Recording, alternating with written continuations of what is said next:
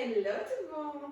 Aujourd'hui, je vous retrouve avec mon sac à dos et tous mes brols pour vous montrer ce que je prends avec moi pour une randonnée en totale autonomie pendant plusieurs jours avec mon chien.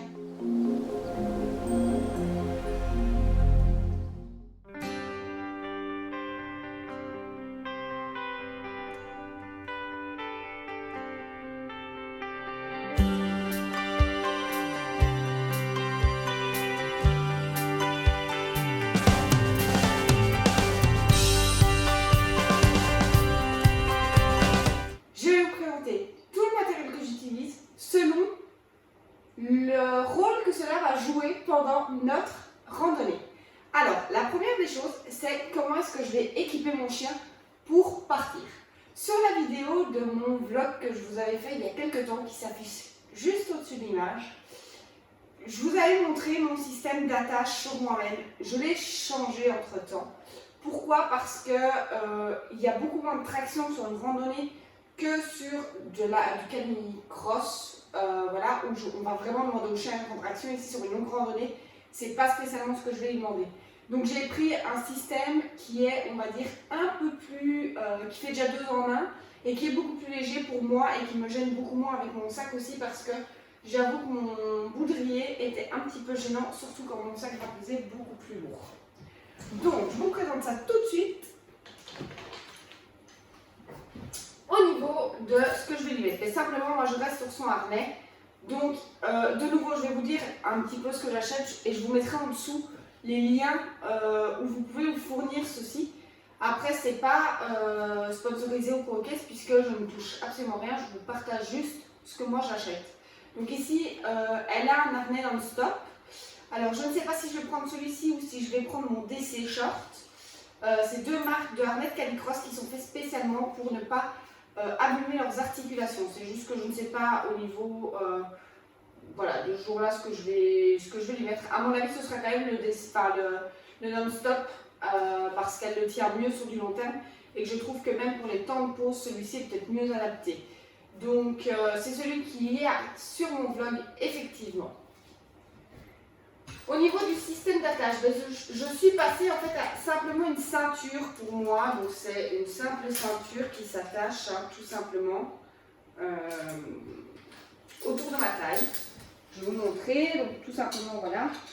On peut évidemment la régler, elle est complètement élastique, elle est beaucoup moins gênante. On peut la descendre, la remonter selon le sac à dos qu'on a. On peut aussi la mettre beaucoup plus haut si c'est plus simple avec votre sac à dos en fonction de là où ça ne frotte pas trop et où ça ne va pas vous gêner. On peut aussi effectivement, comme ça bouge totalement, je peux totalement mettre le clip devant et ça aussi pour avoir vraiment que l'élastique derrière pour que ce ne soit vraiment pas gênant avec mon sac à dos. À ceci vient s'attacher une longe qui est plus courte que celle que j'avais avant, ce qui n'est pas dérangeant de nouveau. Alors ici c'est du matériel qui est fait vraiment pour, je ne le conseille pas avec des gros chiens, vraiment, parce que c'est beaucoup plus fragile que ce que je vous avais présenté de nouveau dans mon vlog. Si vous partez vraiment avec un chien avec beaucoup plus de poids et de puissance, je vous conseille vraiment quand même de reprendre un bon harnais et compagnie. Ici, on est repassé sur une gamme, on va dire, un peu plus basse, mais avec un petit chien, c'est pas dérangeant. Elle n'a pas la force que pour tout arracher, c'est quand même solide. Donc, on va simplement revenir avec une simple longe, de nouveau avec un élastique, c'est très important,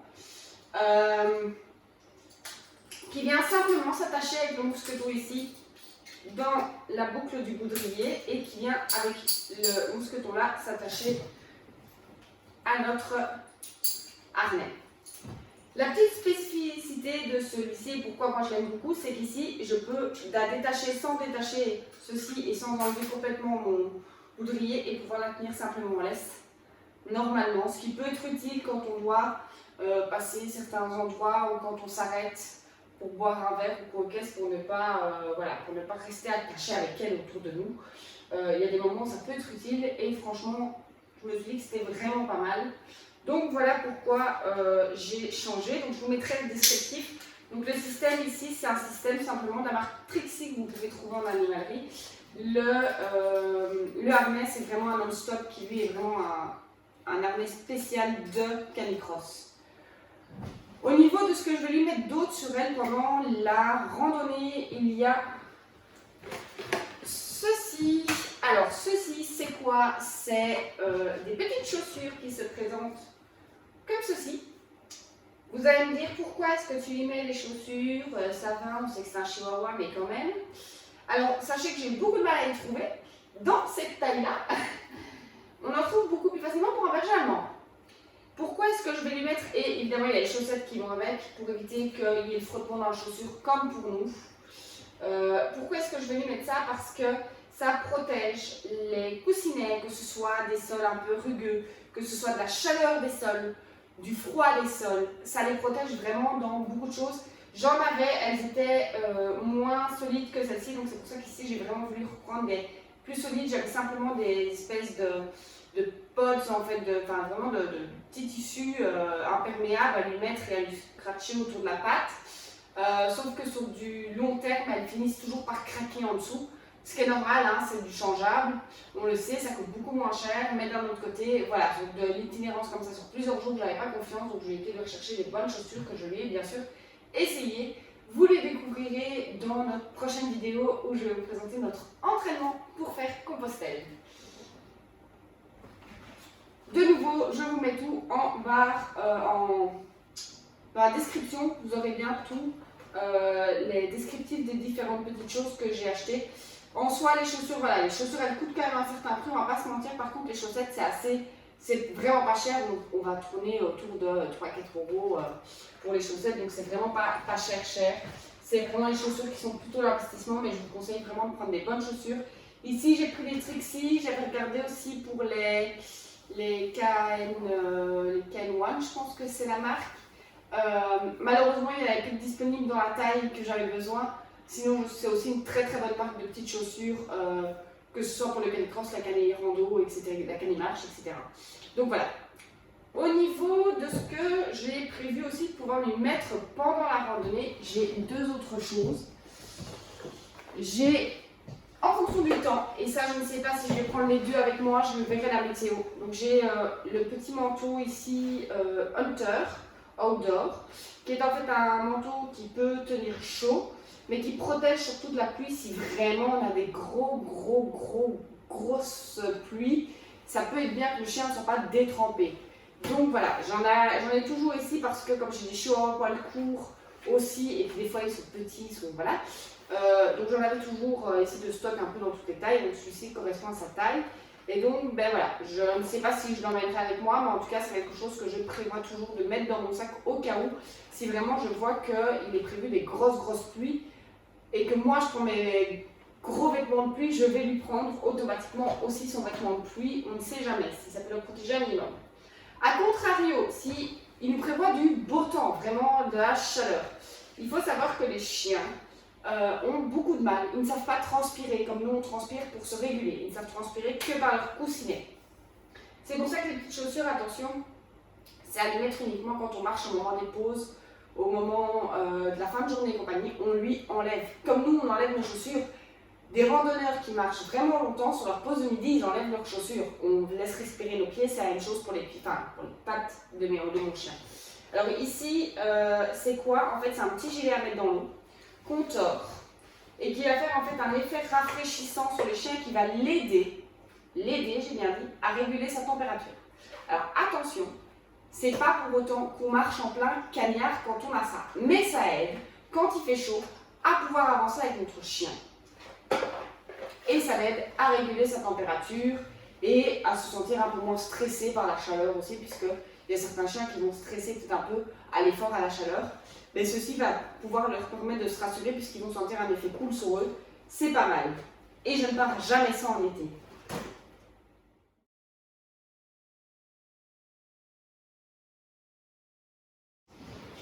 Passons tout de suite à la suite. La suite, c'est quoi? C'est qu'est-ce qui peut m'arriver en randonnée et de quoi j'ai besoin s'il m'arrive quelque chose avec mon chien en randonnée. La première chose, c'est ceci. C'est un baume hydratant pour les coussinets. C'est très important d'hydrater ces coussinets comme on hydrate nos pieds avant, pendant et après une randonnée. Donc ici, on prépare mes pieds et ces coussinets pour l'instant.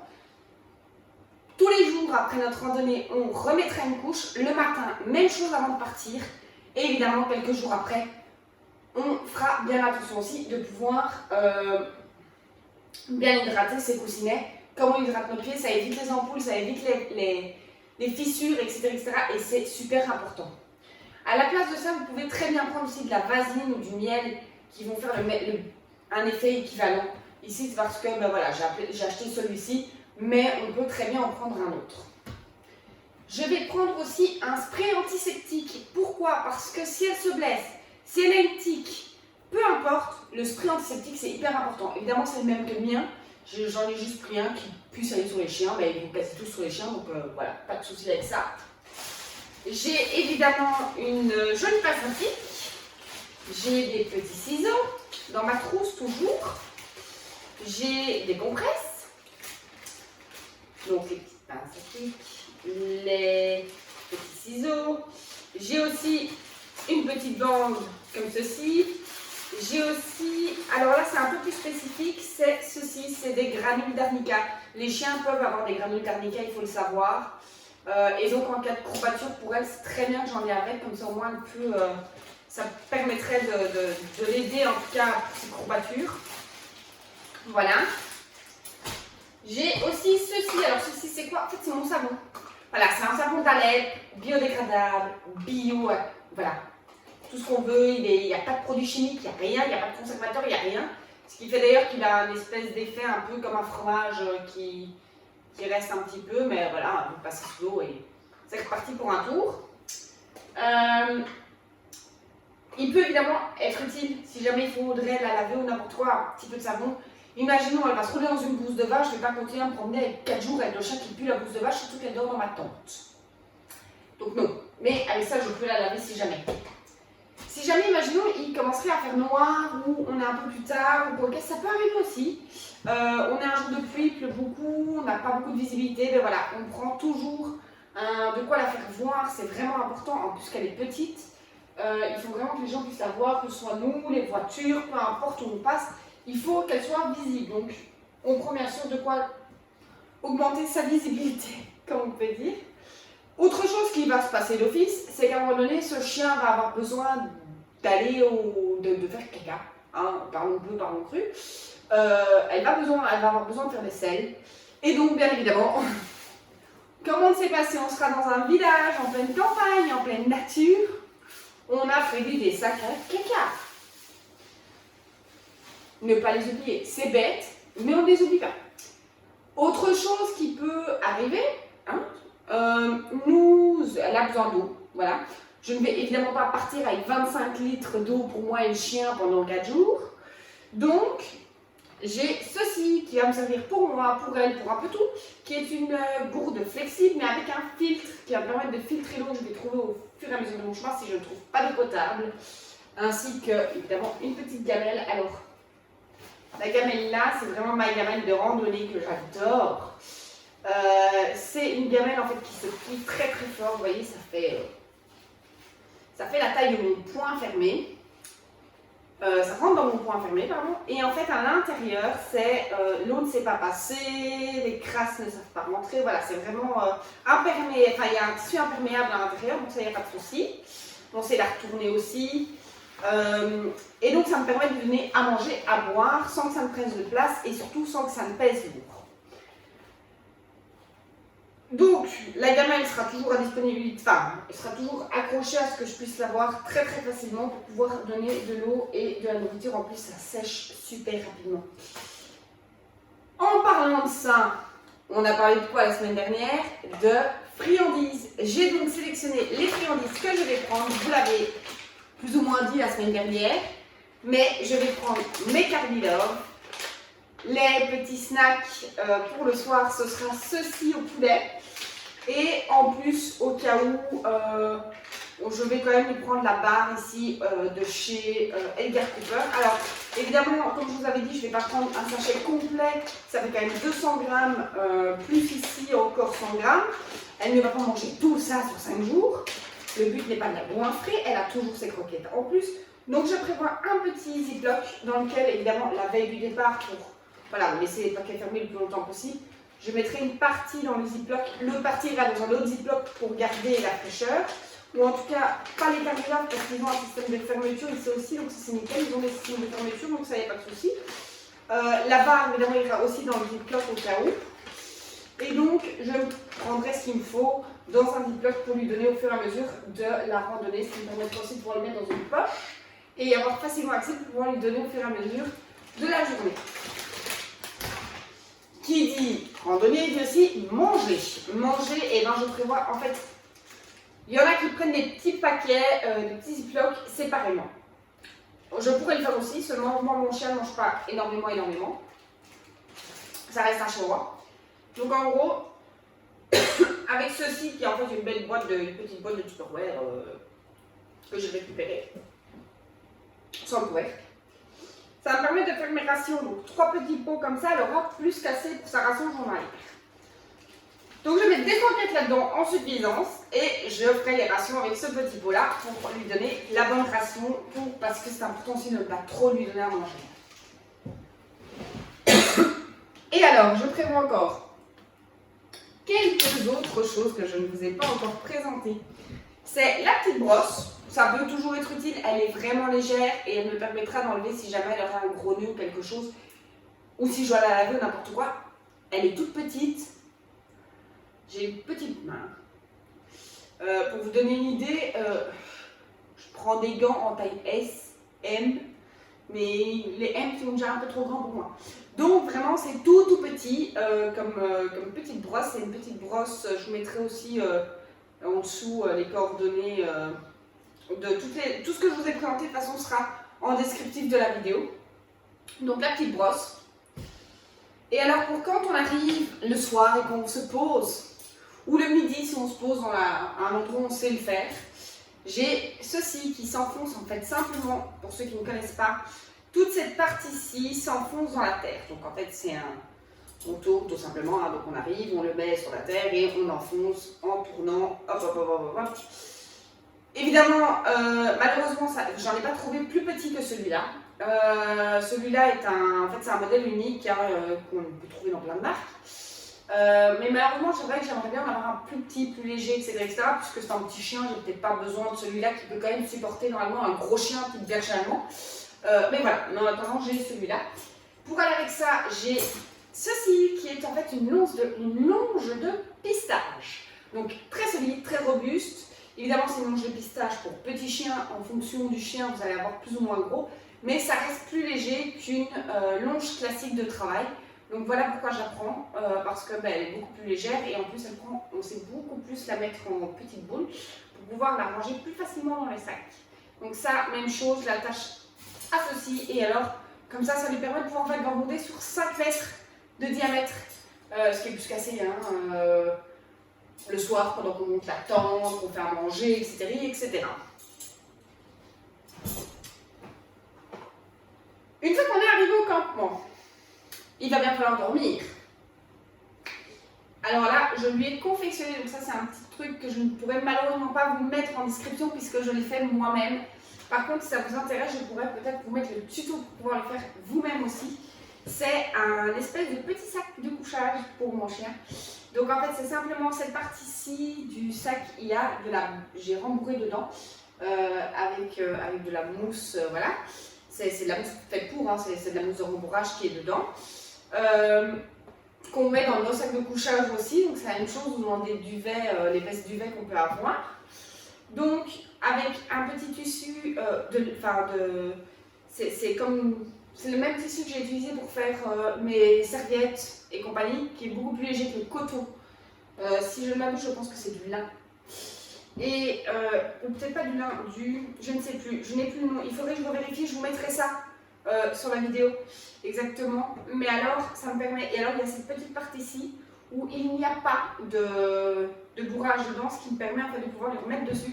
Et donc en fait, ça va lui permettre de pouvoir aller se glisser dedans et être semi-couverte, parce qu'elle n'aime pas être couverte complètement. Il faut le savoir, j'avais au départ hésité à lui faire vraiment un sac de couchage, on le faire rentrer comme ce qui peut exister. Mais elle n'aime pas ça, elle préfère légèrement se couvrir les fesses. Donc, autant économiser un petit peu de tissu et de poids. Donc ça, c'est son sac de couchage pour elle faire dodo. Évidemment, petit jouet parce que je vois pas pourquoi je priverais son petit jouet.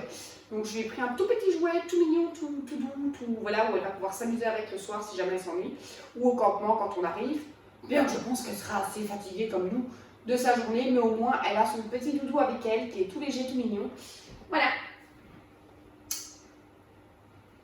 Pourquoi pas un peu de luxe après tout. C'est moi qui porte. Et alors, je suis sûre, depuis le début de la vidéo, vous vous dites, mais c'est quoi ce micro sac à dos qu'elle a à côté d'elle? Eh bien, c'est un sac à dos pour mon chien. Je pars en randonnée avec mon chien. Je ne sais pas ce qui peut arriver sur le chemin. Elle peut se blesser. Elle peut avoir des crampes et ne pas pouvoir aller jusqu'au bout. Il peut faire très chaud et qu'elle ne soit pas capable de marcher jusqu'au bout, etc., etc. Il faut pouvoir prévoir un moyen de l'aider. Et ce moyen, c'est ceci.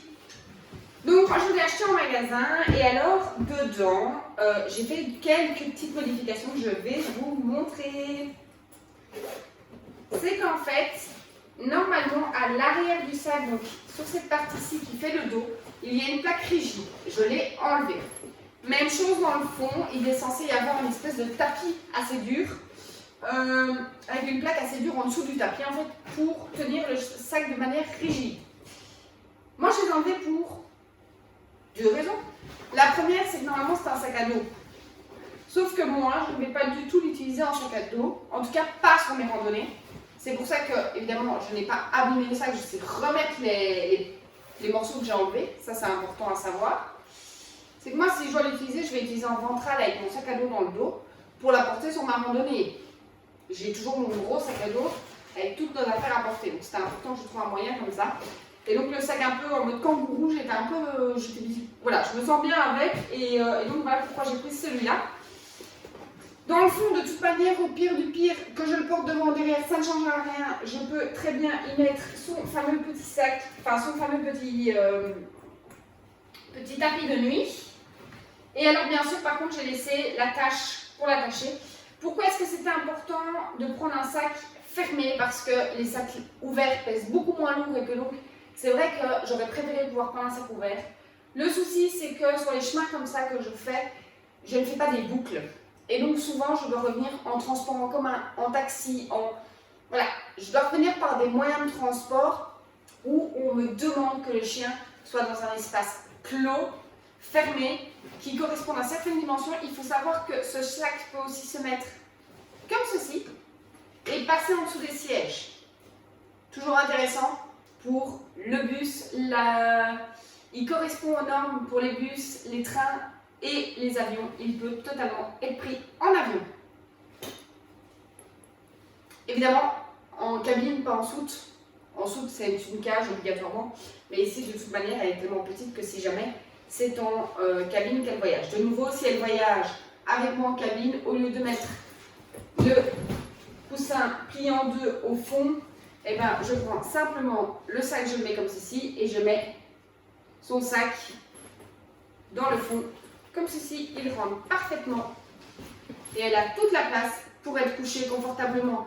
Je ne voulais pas non plus prendre un sac rikiki où elle est tout à étroit. Au moins dans celui-ci, elle s'est tournée, elle s'est un minimum bougée. Et je trouvais ça aussi important pour son confort. Si jamais je dois la prendre quand on marche, elle peut voir aussi où on va, ce qui va lui éviter d'être malade et pas bien, de se demander un peu quoi. Donc voilà, c'est vraiment pour ça que j'ai pris tout ça.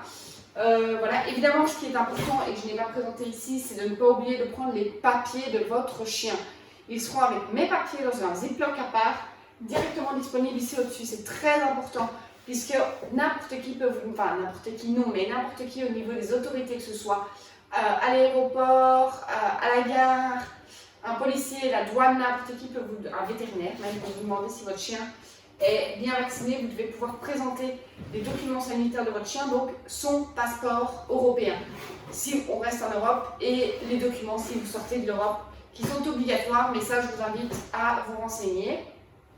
Alors au niveau de tout ce que moi j'avais à vous présenter, c'est tout pour aujourd'hui, puisque au niveau du reste, c'est tout mon matériel de règlement en tente, etc., etc. Je vous partagerai tout ça lors de en tout cas au moment où je vais rentrer de ma randonnée. Je vous ferai un vlog que je mettrai sur la page YouTube, mais en attendant, si vous voulez nous suivre de manière plus approfondie, n'hésitez pas à nous rejoindre sur notre page Facebook. Je compte aussi sur vous pour me laisser un petit pouce vers le haut, vous abonner. Vraiment, sans vous, on n'est rien. Et n'hésitez pas à partager cette vidéo. À très bientôt!